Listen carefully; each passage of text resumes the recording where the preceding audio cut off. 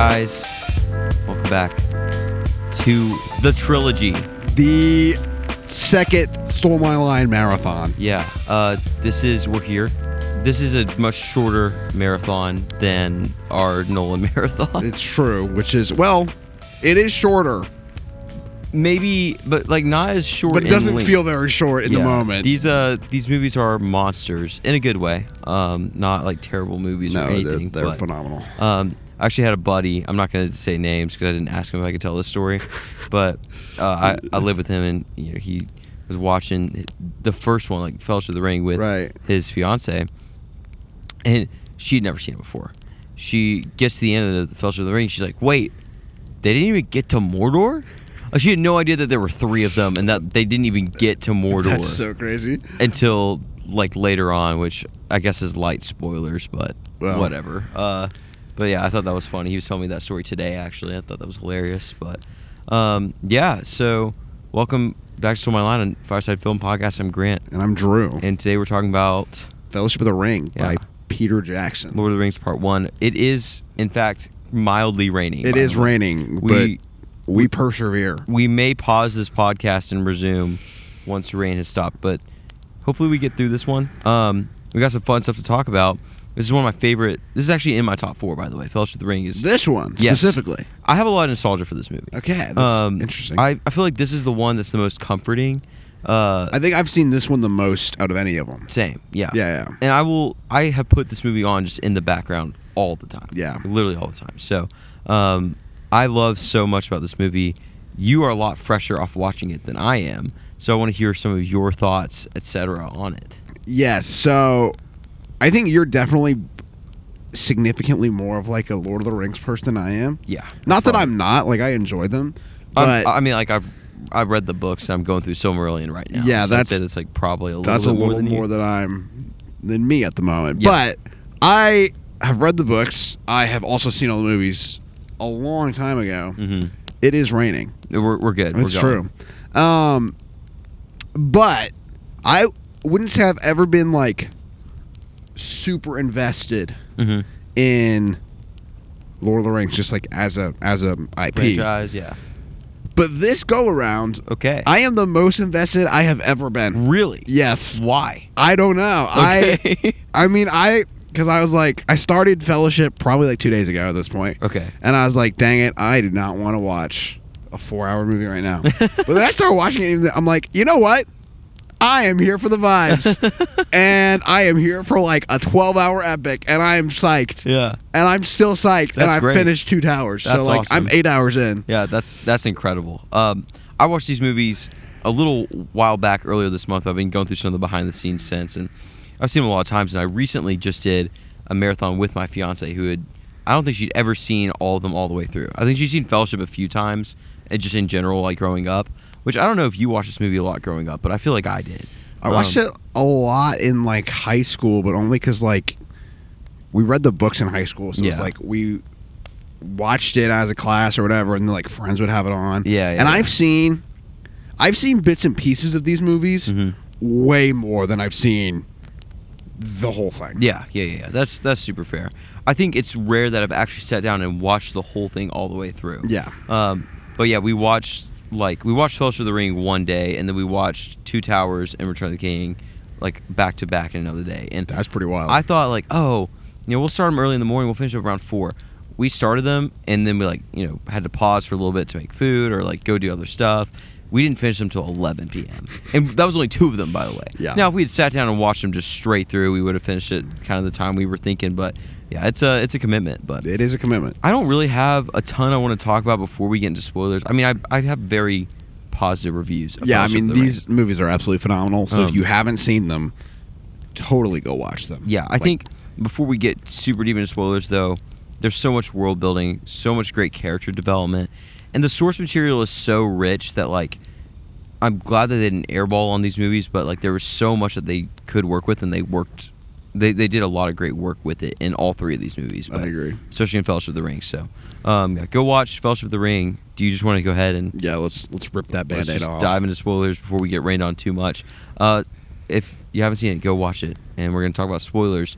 Drew, who's your favorite character in this movie? Oh, that's such a good question. Yeah. I mean, look, Aragorn is awesome. Yes, Aragorn's great. Aragorn is so sick, bro. On this go-around, it's probably Aragorn. Okay, that's fair. I have a little bit of like a man crush on him right now. That's awesome. Oh, we gotta bleep that. Yeah. Frick, that's not even this. That's in the second one. That's not even this movie, bro. All right. I'm the worst. Why am I host on a podcast? I spoil everything. That was not even a spoiler from this movie. No, it's a spoiler for the next movie. All right. Keep going. Anyways, I love Aragorn. Yeah, Aragorn's great. Aragorn's freaking awesome. Yeah. I have such a soft spot for Sam. Like Sam is the heart best, bro. In the books and in the movies. He's like the heart for sure. The Lord of the Rings. And so I think Sean Astin's performance every single time. He is so good. I will say, when I watched these more as a child, like freshman year of high school, Frodo and Sam always annoyed me. Really? Now I'm like, I think Elijah Wood and Sean Astin freaking crushed it, bro. Well, you got to think too, like, yes, not everybody who was watching these movies at the time was like super familiar with the books, but like these are pretty well-known characters for a long time that people have, pictures of in their head. Right. And I think it's the same thing when you watch something like Harry Potter or like some big adaptation. Like, people come in with these expectations for the characters. So to do that justice, I think, is like super impressive. I totally agree. I don't know if you agree. No, I totally do. I think this first movie is so like definitive and defining, not only of the books, like of the source material, but like to this day, 2025, of all of fantasy. Yeah. It's like nothing has. Come close to this. Really. If anybody does any research on fantasy too, they'll realize that like, the fantasy genre started because of Lord of the Rings. Yeah. Like D&D, for example, started because people wanted to play Lord of the Rings in like a tabletop setting. Right. And all that stuff. Like basically anything that comes after it, like Game of Thrones, for example. Everybody's like, oh, Game of Thrones is huge.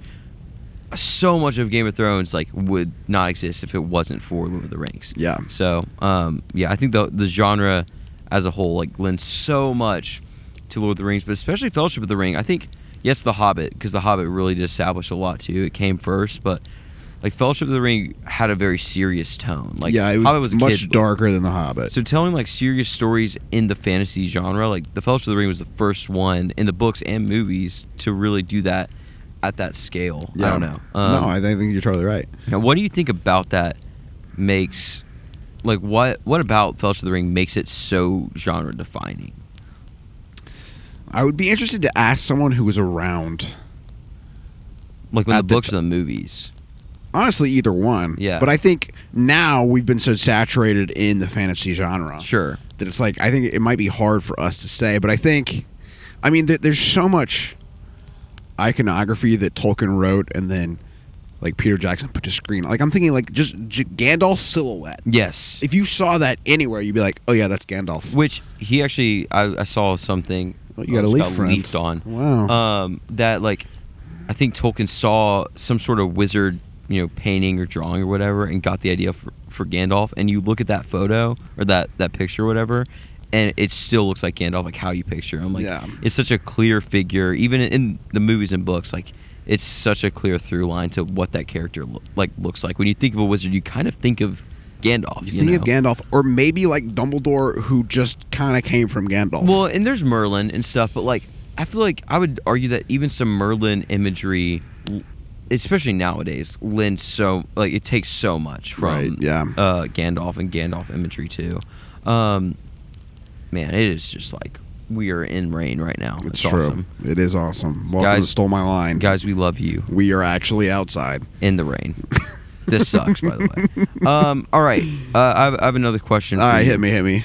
Okay, so I just got a leaf. Literally, wait, this is kind of cool. Did it make it in your hands? I did my hands like this, and the leaf fell through. Oh my gosh! If you're listening on podcast, I made the I think leaf. That deserves a subscription. I think the yeah, please. The leaf like fell through the circle in my hands. That was like really impressive. Should we pivot to like Dude Perfect? Maybe. Is that our actual trick calling? Shots. Welcome back to Stole My Line, a trick shot channel. A trick shot channel. That'd be insane. No, so this movie has a lot that it needs to accomplish, right? Yeah. Because not only are you like starting a trilogy. Like, this is the first in a trilogy, very obviously. Unless you're my friend's fiance, apparently. But if, like, you think about the trilogy, so much of Two Towers and Return of the King, like, Fellowship of the Ring needs to set up so much so those movies can execute well. Yeah. What would you say is the most impressive part of, like, storytelling or world building from Fellowship of the Ring, in your opinion? I mean, I think this movie maybe ever had the most potential to miss. Oh, yeah. And they just freaking nailed the bullseye harder than I think any franchise has done. Oh my gosh, ever. Yeah. So it's like, from a world building, I mean, there's so many opportunities for audiences to be like, this is so stupid. Yeah. And it's played so serious and so, I mean, production design as a whole is absolutely incredible. Yeah. It is like stunning to look at. Yes. In this movie. Yeah. And it's like, I mean, every single department of this film takes itself so seriously, and there's no room for like joking or error, and they just smash it out of the park. So, cool thing, when Peter Jackson was kind of doing the early stages of making this movie, he was talking to his like production team or whatever, because there's so many things that they had to make for this movie, and he told them, I don't want you to treat this movie as like something new you're making. I want you to treat this movie, like how you make this movie, as like this actually happened, and you want to be as historically accurate as possible. Yeah, I mean, I think that's such a great perspective. Like, from like location setting to like the armor and like all of the like I'm thinking of the scene, like, you know, when Aragorn is fending off the Black Riders, like that whole set, like they made all the rocks look super worn, and like there's so much in there that like they put so much effort into that part of the movie, which I thought was just incredibly cool. And I noticed even like minor side characters. Yeah. Like not a single actor phones it in this movie. Oh, no. Like even if you have 3 lines, it's like they have a character and they were steeped in this history. They care about their specific culture. Right. In their specific region of Middle Earth. Right. It's wild. It's incredibly impressive. 100%. And, yeah, the whole team, like again, watching some of the behind the scenes, like you just see how much love they had for this whole trilogy. And I watched so much of the behind the scenes that I kind of had the idea that I wanted to do some man, we are just in the rain right now. We're getting poured on. I'm gonna do some 2 truths and a lie real quick before we wrap up this episode. Are you ready? I am so ready. All right, I try to make them kind of difficult. So first, 2 truths and a lie. 1, for like production stuff, right? Production or just like general like behind the scenes stuff. Number 1, the trilogy was originally going to be 2 movies. Really? How on earth? That is insane. That's a truth or a lie. You don't know. Oh, wait. You have to guess. I wasn't paying attention. I'm too distracted by the rain. Number 2, Frodo wasn't found initially in the first wave of casting. Elijah Wood mailed in his audition from L.A. and got the role. Okay. Number 3, Sir Ian McKellen accidentally hit his head early in the first film. The take makes the final cut. I know that. That's true. Okay. There's no the first one. It always was a trilogy. You were incorrect.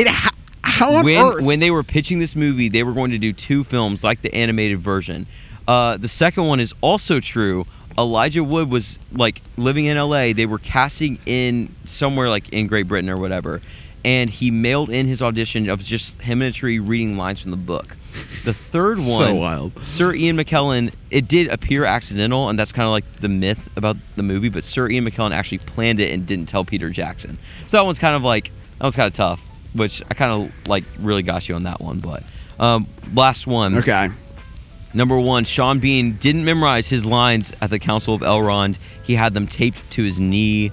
Number 2, Alan Lee, an extremely famous Tolkien artist, brought some artwork to Peter Jackson before production began, and Peter agreed to make the movie. Number 3, the crew put magnets under the floor of Bag End and used a metal alloy ring to make the ring appear heavier. The middle one. Okay, yes, that is a lie. Yeah. Alan Lee actually was a like really big like recluse is maybe a word for that. Okay. And they actually they wanted him to do artwork for the film. He's done a ton of artwork for the books and stuff. And they called him up, and it took forever to find his phone number, and they mailed him a package eventually, and he ended up calling Peter Jackson and agreed to do artwork for the film. That one was a little easier maybe, but yeah. We're getting poured on, so we might have to cut this one a little short. Yeah, we will continue to discuss the trilogy, this one and Two Towers, in tomorrow's episode. But currently, it is a deluge. Yes. So that's your vocabulary word for the day. Go look it up. I don't even know if that's the right use of that word. Check me. Comment below if I'm right. This is buy on Blu-ray. Yeah, for sure. We're sorry. We're just getting poured on. But hey, thanks for sticking with us. We love you guys. We do love you. Take a break. Enjoy a film. We'll see you tomorrow. Bye.